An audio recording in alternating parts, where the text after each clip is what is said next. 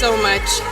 It is such an incredible honor to be here tonight. This is a very inspiring room, inspiring community. I'm so humbled and moved by this. Thank you to Louis and Joy and to the North Carolina Gala team for this incredible night. Thank you to the HRC for all the work you do to fight for equality for all of us. I want to thank my best friend Ben, who's here with me tonight. He's a filmmaker, an actor, a writer. His work was in the Reel. It was the first clip we saw. It's a film called Apart from Everything, about a young woman who gets out of rehab and struggles to reconnect with her ex-girlfriend. And I'm so proud of this film. I'm so proud of Ben. He's actively working to tell stories about the LGBT community, about his experience from his voice. And I'm inspired by him every day to be a more conscientious person and artist. From the age of 9, I've grown up in the film and television industry. It is an industry that is in our homes every night when we watch television with our families. It's in our friendships when we go out to see films. It's on our phones when we're traveling to work. It is pervasive, and it has for so long forced on us a limited perspective of our world, devoid of the complexity and diversity of our human experiences. It often tries to shove our identities into ill-fitting boxes, giving us reductive labels so that we are more easily and conveniently defined. Most of the time, we don't even see ourselves represented at all because it is an industry that has deemed the default to be white, straight, cisgender male. It's definitely not the only industry that operates this way, but when it's telling us formative stories about who we are, what the world looks like, what love is, what sex is, what is normal, it has a massive power and influence.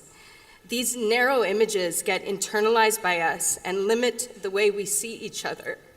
They limit the way we see ourselves, and that has to change.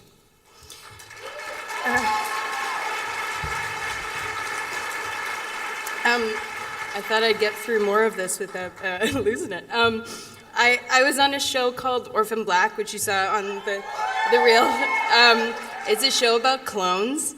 A lot of the characters in the show identify as LGBTQ, including one of my characters, Kasima, who is an evolutionary biologist who happens to be a lesbian.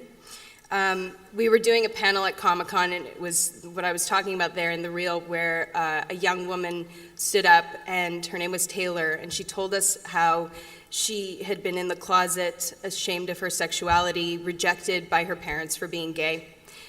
She said it was only when she and her mother sat down to watch the show together, following the narratives of the queer characters, that they were able to start a conversation about Taylor's sexuality, and their relationship began to rebuild.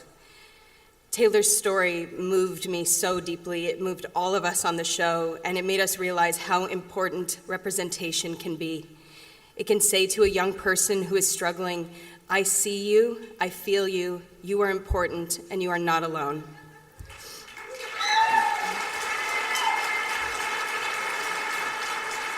Throughout the run of Orphan Black, this really beautiful thing happened. Clone Club created itself.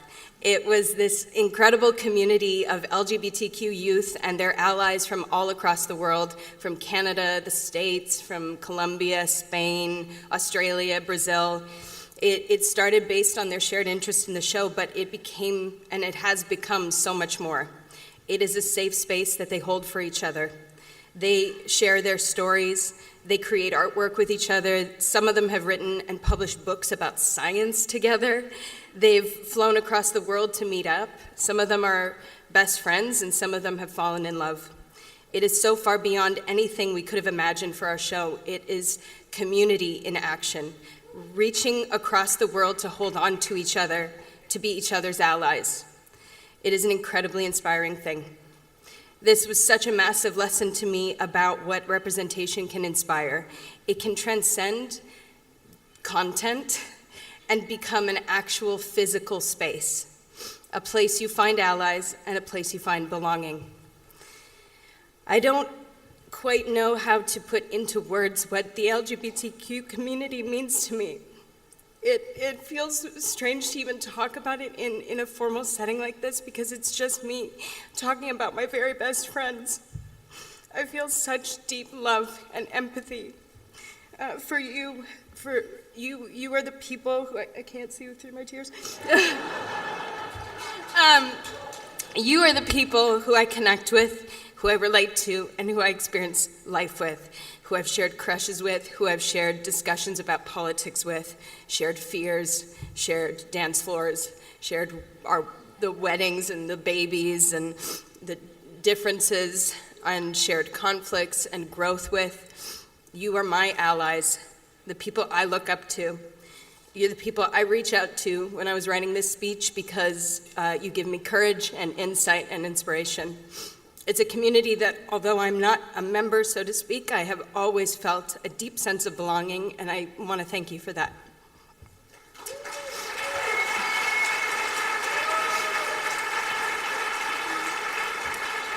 The concept of an ally, or the word ally to me, is sort of synonymous with the words human being, because what else is there to be?